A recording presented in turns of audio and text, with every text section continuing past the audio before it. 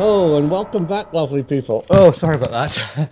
Welcome back, lovely people, from our partial house arrest or detention here in lockdown France. But it's given me an opportunity to do some extra research. As we all know, it's just been St. Patrick's Day, and everybody's been talking about this John Holland. Well, my surname's Holland. John Holland, the inventor of the modern submarine. Whoa, I wonder if he's a relative. So the answer is I have no idea. But what a cool chap with the same name.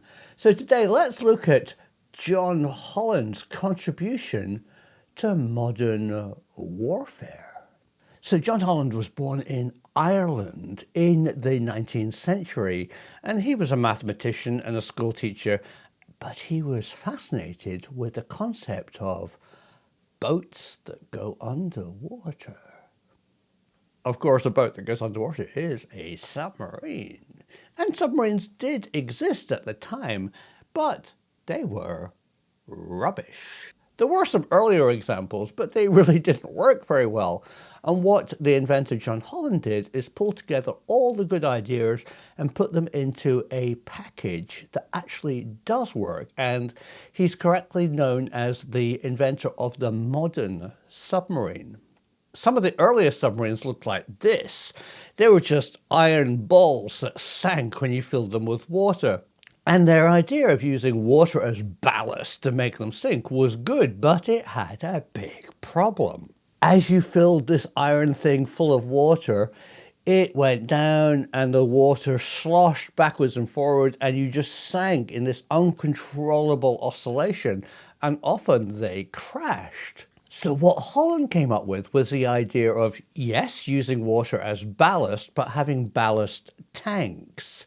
And you could fill them up and the water wouldn't slosh around, and you could fill up various tanks to alter the pitch of the submarine. And in fact, what he really cleverly did was if you lowered the nose with some extra water, you could then motor the submarine down into the depths. And that leads me to probably his best idea. And that was a submarine should be aerodynamic or hydrodynamic. Just like an airplane moving through the liquid air, have control surfaces, ailerons, and rudders, he believed that a submarine underwater would have to be the same. It would be an aerodynamic shape and would use fins to fly underwater. And that was a brand new concept, and it really works. So his submarines motored down into the depths, and when they wanted to raise up, they would blow the ballast tanks and they would rise up using buoyancy. All well and good, but how do you actually power a submarine underwater? And I think this next invention that he came up with is absolutely brilliant, and I would be completely honored if he was a Holland family member for this. He invented the hybrid diesel-electric engine propulsion. Well, when I say diesel, it wasn't a diesel engine. This was years before the idea of a high compression diesel. And the idea of a diesel engine is that due to compression, just like putting your finger over the end of a bicycle pump, as the cylinder comes up, it compresses the air, makes it extremely hot. And when the air is compressed, you then, with extra pressure, with an injector, inject diesel fuel into this compressed air mixture. It explodes and forces the power stroke.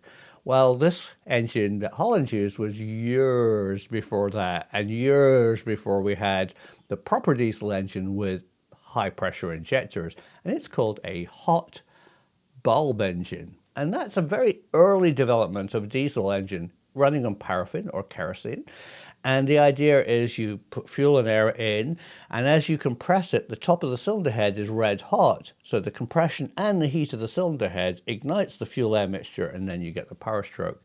What I don't know is whether it's self-sustaining. If you are a hot bulb engine person, I know they had to light the hot bulbs at the start to make the cylinder heads red hot. But when it's running, do you turn that off? Let me know. Okay, so a diesel engine or a kerosene engine is only going to work on the surface because it's air breathing. So what Holland came up with was the hybrid, the Prius of submarine engines.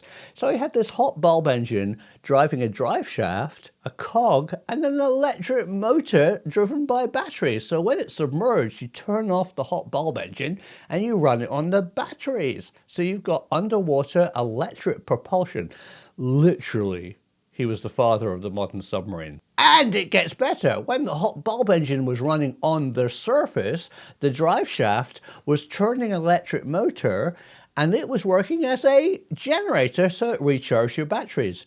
The Prius of underwater craft. Well done, John. So, with the backing of some Irish, slightly dodgy terrorists, speaking as a British person in the United States, he built the Fenian submarine. So it was hybrid powered, it had controlled descent, it could fly underwater. But what could it do? Not much. So the US and then the British Navy wanted a boat that went underwater, but they wanted the boat that went underwater as a weapon. So there were some early designs of submarine weapons, but they were terrible. One of the first and most disastrous was a submarine that had a long wooden stick that came out the front with a bomb on the end, and it motored along, stuck the bomb against the boat it wanted to blow up, blew up the bomb, the boat sank, and it killed everybody in the submarine because the stick wasn't long enough. Well, that didn't work. And another design pulled a bomb on a long wire behind the submarine. It kind of stuck it on the boat somehow, motored away at a safe distance, pushed a button, and it blew up. But it never worked operationally. And what you needed was something that was self-powered, that came out of the submarine, motored in the direction you wanted, and blew up while you were at a safe distance. Oh, hang on. An amazing inventor called Whitehead had already built something he called the torpedo. So John Holland's contribution to the modern submarine were these three things. One, the aerodynamic shape of the submarine with airfoils and rudders, and the controlled ballast system and the idea of motoring down, motoring up using ballast in a controlled way, number one.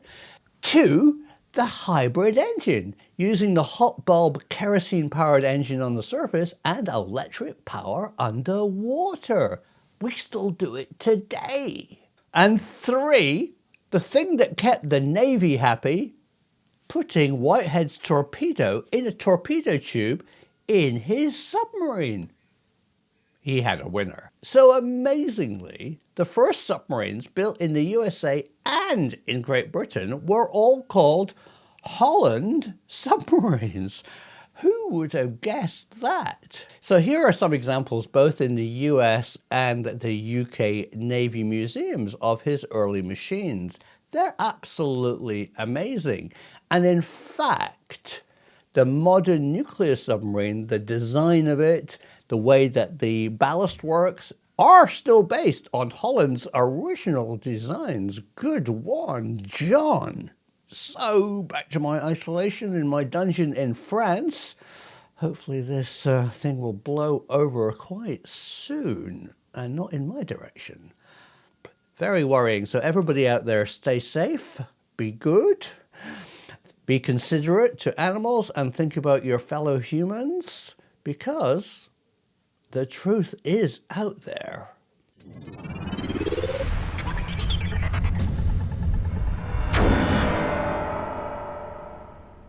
Hey, you still there? Good, because we have a bonus video. I found this. It was a film about John Holland in the US Navy Archive. It discusses many of the things that I've just talked about, but it has some excellent illustrations and an actor who plays John Holland, and it relates to the modern submarine back to him. So I thought you might enjoy it as a bonus from me.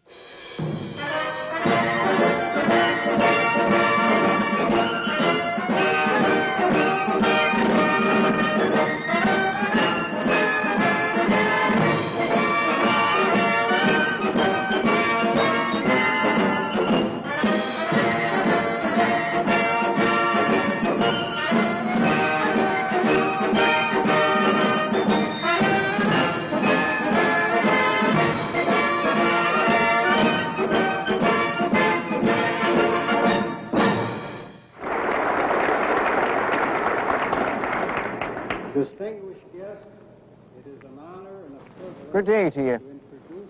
You know, if you look hard enough, you can see me at every luncheon. My name's John Holland. You could say now that the story of that submarine there, and every submarine for that matter, is, in a way, my story too.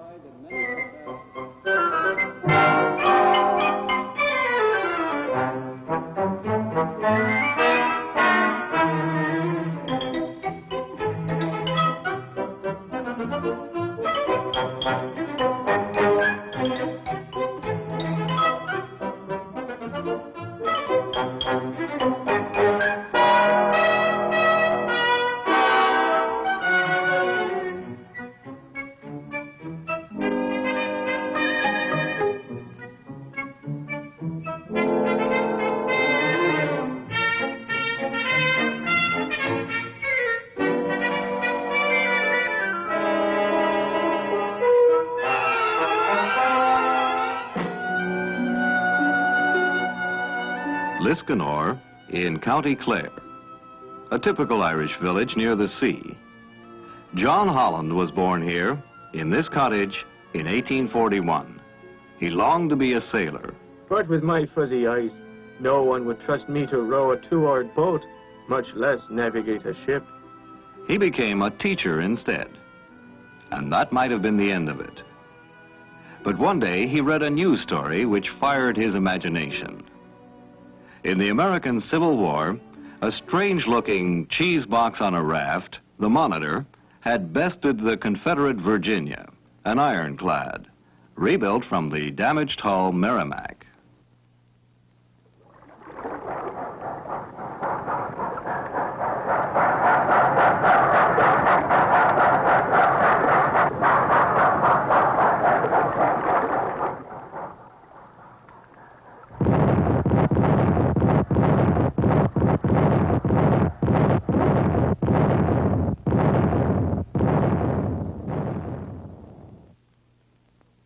It was her low freeboard that made Monitor so hard to hit. Now, why didn't they go all the way, thought I, and make her a submarine in the first place? The idea of a submarine boat of war never left Holland in all the unsettled years that followed. But he got nowhere. And finally, he left teaching in Ireland to join his mother and brothers in America.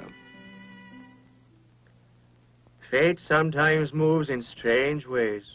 A slip on the ice in Boston put me flat on my back with a broken leg. It was a blessing in disguise, for it gave me a chance to carefully review all I'd ever learned and thought about submarines.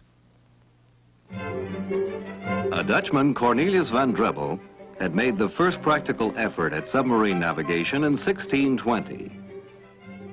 The Americans got into the picture during the Revolution with David Bushnell's Turtle, a remarkably complete boat, but its attempt to sink a British warship failed. Robert Fulton developed his Nautilus in 1800. Behind the craft, a bomb was towed, which he called a torpedo, after a fish that kills its prey by electrocution. But Fulton's potential customer, the French, would not buy it. The Confederates had an underwater vessel, the Hundley, propelled by 8 men and with a long weapon spar forward. They loaded explosives on the head of the spar and shoved it into the side of a Union blockade ship, Housatonic, in Charleston Harbor. It blew her apart, but Hundley went down also. It had become obvious that to fight underwater and survive, your torpedo had to be a free and self-propelled missile. In 1868, an English engineer, Robert Whitehead, developed just such a weapon, powered by compressed air. Now at last, the submarine had its teeth for battle. That is, if one could be developed which the authorities would accept. Oh, I itch to get to work on the project. A few months later, Holland sent his proposition to the Navy Department, and he did so with a measure of satisfaction. He knew his approach to the submarine was the right one. The captain who answered advised me to drop the matter.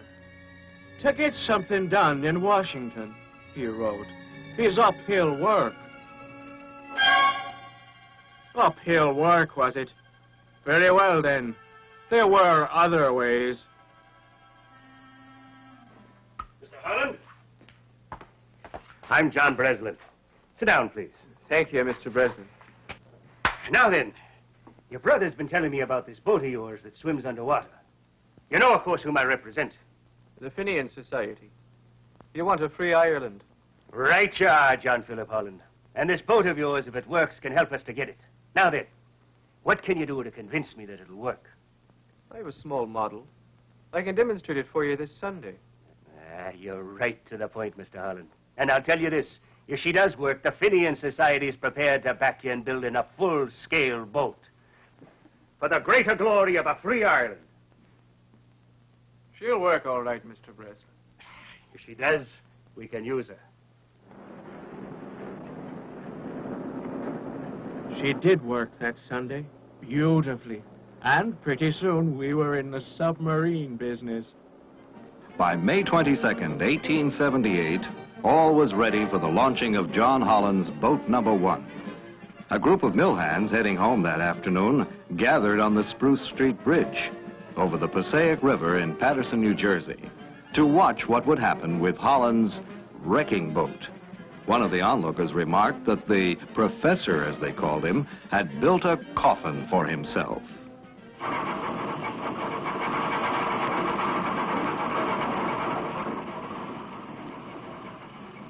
When the 2¼ ton submarine slid into the water and floated free at the end of her tow line, the people on the bridge saw what they had expected.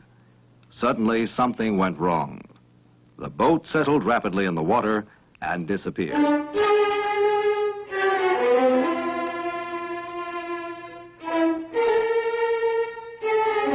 Holland discovered the cause as faulty riveting.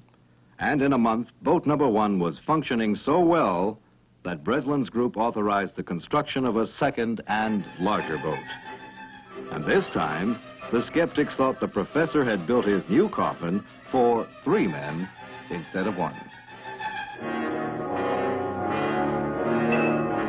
When we went down, all you could see was a dark green blur. Then, there was a jar, and we knew we'd hit bottom. After a while, I blew the ballast.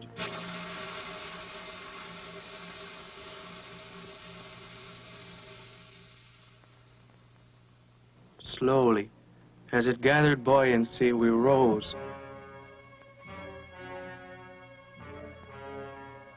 Until it fair to dazzled me. The Fenian ram, they called her. Because of her shape, she could swim underwater as fast as on the surface. And I'd left the bric-a-brac off her topside. In fact, there wasn't even the semblance of a deck. Even an iron fish has to have the clean lines of a fish. Breslin and his bunch were so excited they put Holland to work on a 3rd sub while the ram was still being tested. Soon, the 2 ships were docked side by side. But the Fenians began to think the professor's submarines were costing them too much. Under cover of one New Jersey night, the Fenians appeared with tugboat at the dock.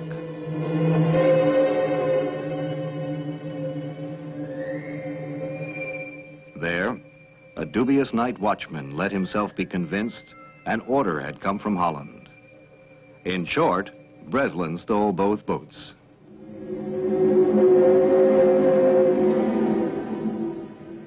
Oh, I was mad when I found out about it. Terrible mad. The fools left the hatch open on the new boat and lost her in Long Island Sound. And as for the ram, not a man of 'em knew how to sail her. I should have known better than to trust an Irishman. Holland then put together a concern which built a 4th and unsuccessful submarine. The sign of the company went down as quickly as it went up. But John Holland went on trying. He did so in the only way he knew, Long hours poured into design detail. He came to know the joys of the innovator well, yet always found he had to couple them with the curses of the perfectionist. He won a Navy competition, but in a change of administrations, funds were reallocated and cut off. Then a close friend of his from the Ram days, Charlie Morris, introduced him to Elihu Frost. With Frost's financial backing, the three of them formed a new company and set out to win the Navy competition all over again when it was reopened in 1893. We didn't have too much trouble. Our only real competition was a fella from Baltimore named Simon Lake, and he lost out in the end. But he was a clever chap, and we heard plenty from him in the next few years. In fact, the sub we were building, the Plunger, was being put together side by side with Lake's model, the Argonaut, in a Baltimore shipyard. The difference was, we had the Navy contract. Holland soon found that that meant problems. He had to put on 2 extra propellers, and the boiler the Navy wanted was a monstrosity that would roast the crew alive. Holland convinced Frost they had to build another boat on their own. The Plunger promised to be a disaster. So, while everyone else watched the Plunger in Baltimore, up at another yard in New Jersey, we worked on the real sub we hoped to sell the Navy, the Holland 6. Not everyone at the yard, though, had my faith. On May 17, 1897, they were all proved wrong.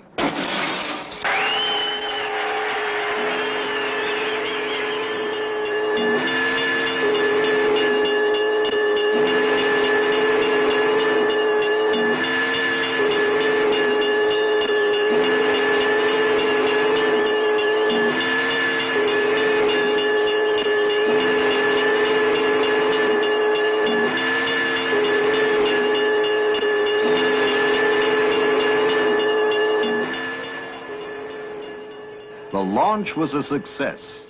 What remained were the Navy trials.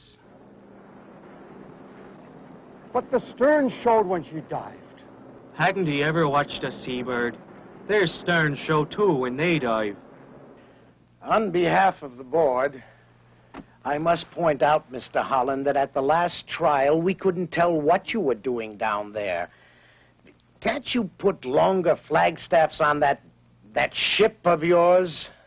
The board. You know what a board is, don't you? Something long and wooden and narrow.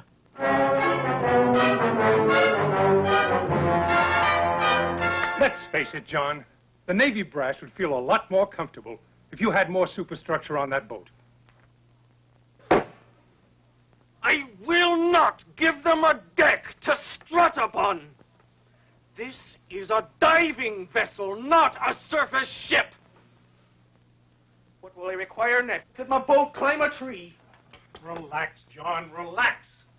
You're the authority. If you don't want it, that's that. Authority, is it? Go down to Washington. Plenty of people there will tell you I know nothing about submarines. Nothing at all.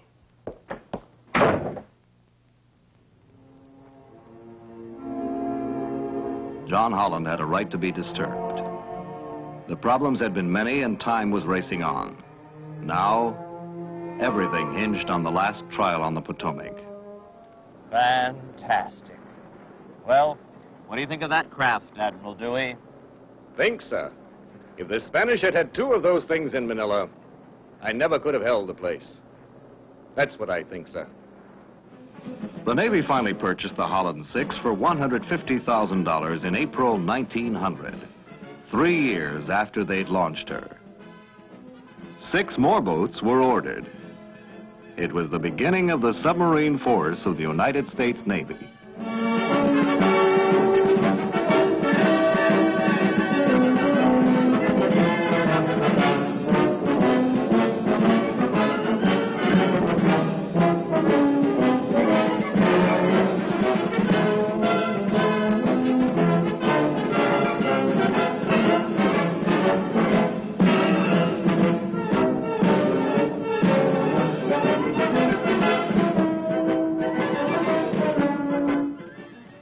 But for John Holland, it was the beginning of the end. He and Frost quarreled constantly over how the business should be run. Charlie Morris had already resigned, and Holland soon joined him. It galled Holland to think that in all the time he worked with Frost, he'd never made more than $90 a week.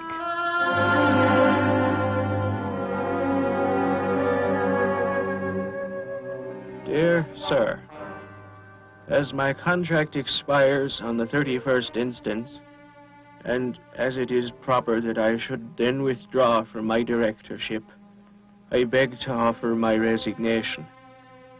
The success of your company can never be as great as what I ardently desired for it. Yours very sincerely, John B. Holland.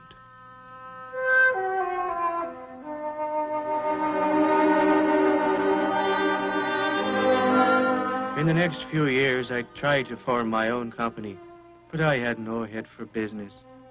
I was just a cantankerous old man whom the world had passed by.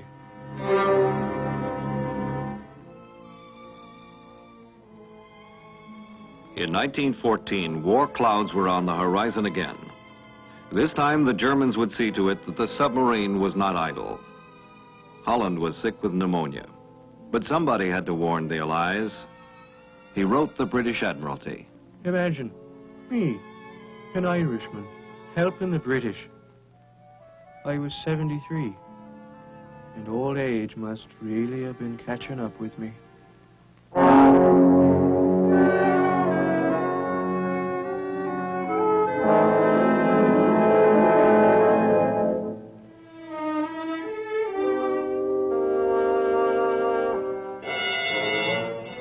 September 22nd, 1914. 40 days after John Holland died, the German U-9 sank 3 British cruisers off the Dutch coast. 1,400 men went to their deaths. Submarines had come a long way from the Confederate Hunley. They had become a specialized battle force in every respectable navy in the world. And yet they continued to improve.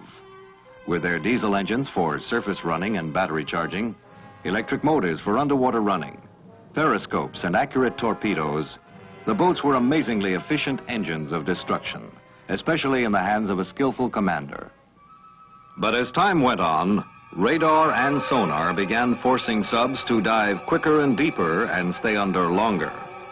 What was then needed was a true submersible that would stay under permanently, not one that had to surface periodically.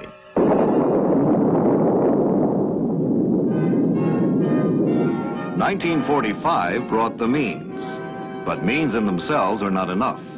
You need a man to put them to use. Such a man had graduated from Annapolis in 1922. His name was Hyman George Rickover, and he was a hard driver, stubborn, single-minded, and demanding, not only of those about him, but of himself as well. No wonder I like him. In 1946, it was ex-submariner Captain Rickover who represented the Navy at the building of our first atomic reactor at Oak Ridge, Tennessee. The progression of logic is not hard to follow. If atomic power was going to be harnessed, then by all means put harness and all into a warship. And if you're going to do that, then put it in the ship which will return the best dividends as a weapon system, the submarine. Another man not calculated to miss the logic was Fleet Admiral Chester Nimitz, then Chief of Naval Operations. A battery of reports and letters designed to persuade followed, eventually to involve the top decision makers of the land.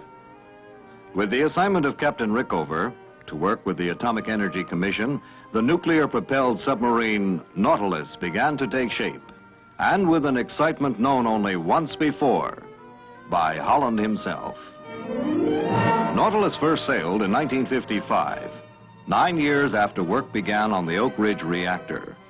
It was more than half a century since John Holland's efforts. But now, the age of the true submarine was finally upon us. The nuclear fact of Nautilus was a revolution of the first magnitude. Now, with unlimited power, without the air requirement for combustion, many new things could be had. One of these was great underwater speed. Designers found, to their amazement, that the ideal shape for high speed, the length-beam height ratio, was... You guessed it. Like my own Holland 6.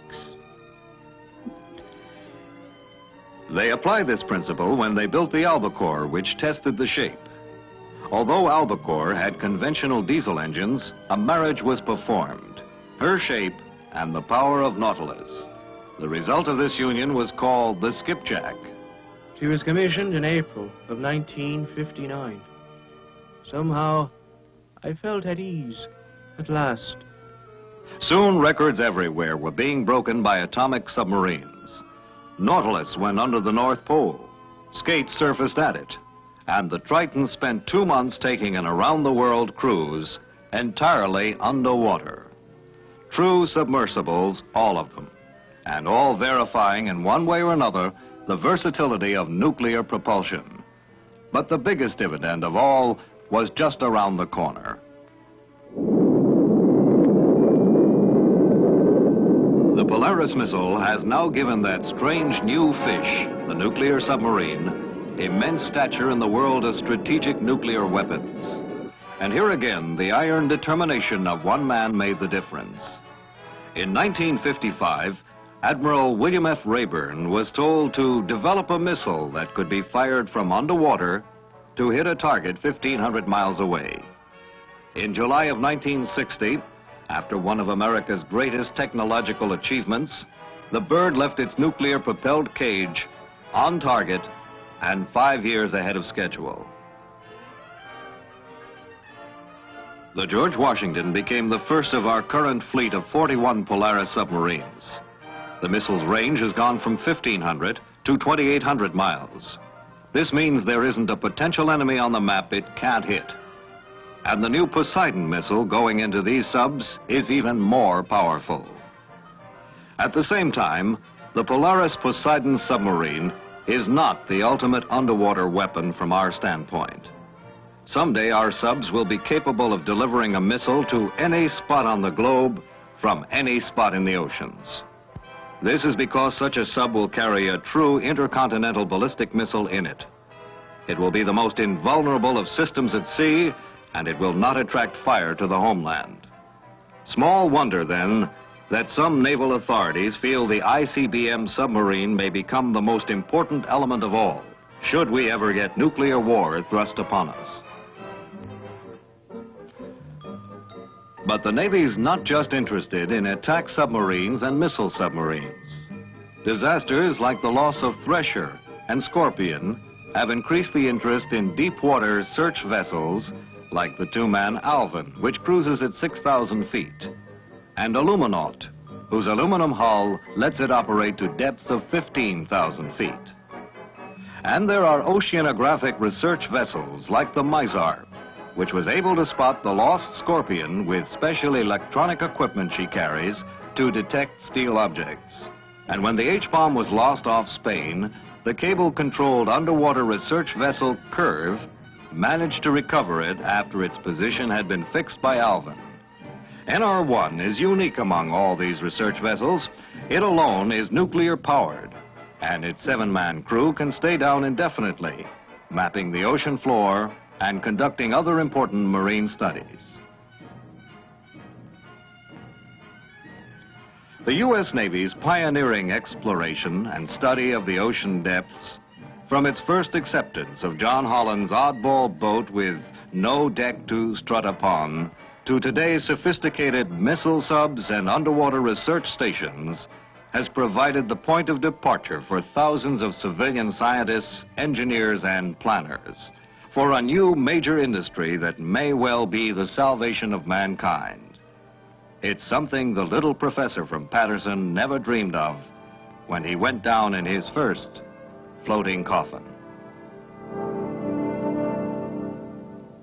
It's true, you know. I never did. Simon Lake, he was the one.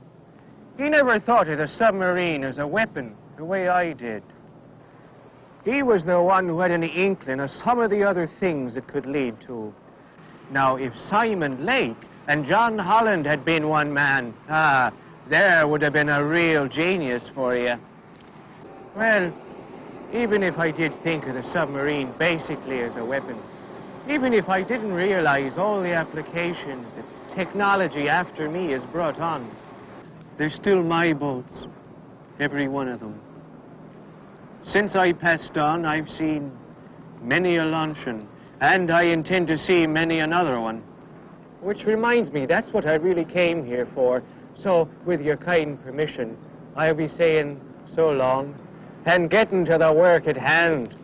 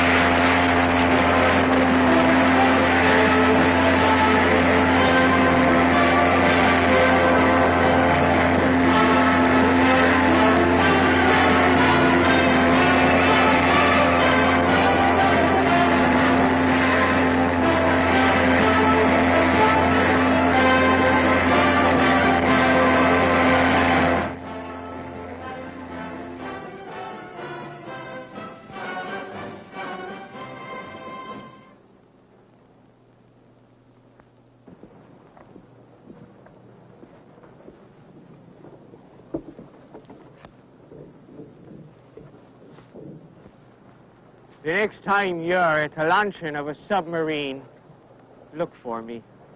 I'll be there.